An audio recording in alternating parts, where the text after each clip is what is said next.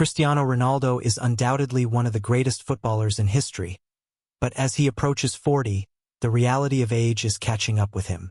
While his dedication to maintaining his fitness is admirable, there is growing concern over whether he can maintain the level of dominance needed to lead Portugal to the 2026 World Cup.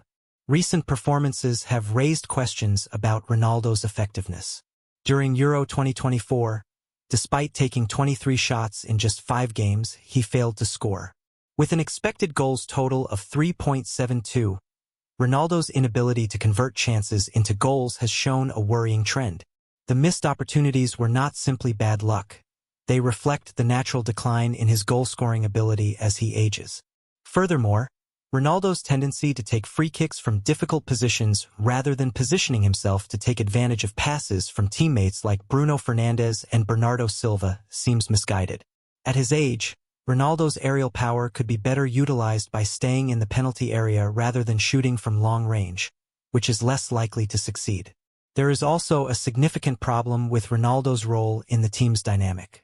In a match against Georgia, where Portugal were already top of their group, Ronaldo was one of the few consistent players who did not get a break.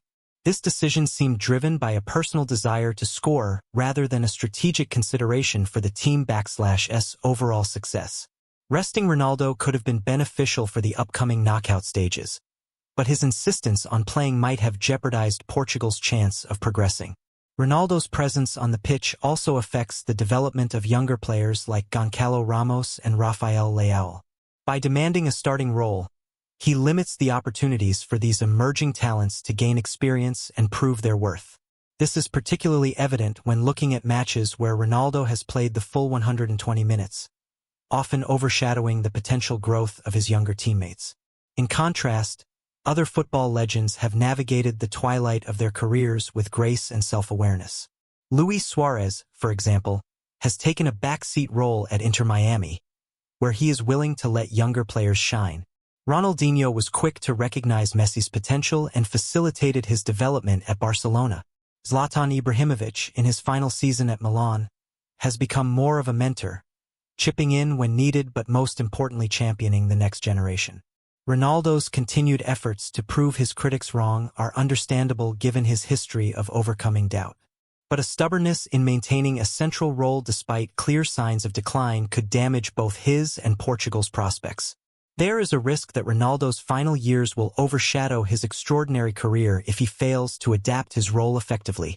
While Ronaldo's past successes, his 5 Ballon d'Ors, countless records and historic triumphs with Portugal, are undeniable, his current focus should shift to enhancing the team's overall success rather than his personal achievements.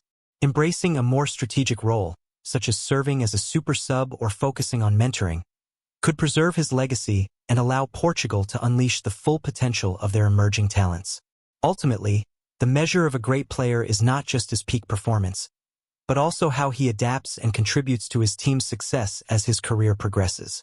For Cristiano Ronaldo, it's time to think about this change and decide in the best way to reconcile personal ambition with the well of the Portuguese team.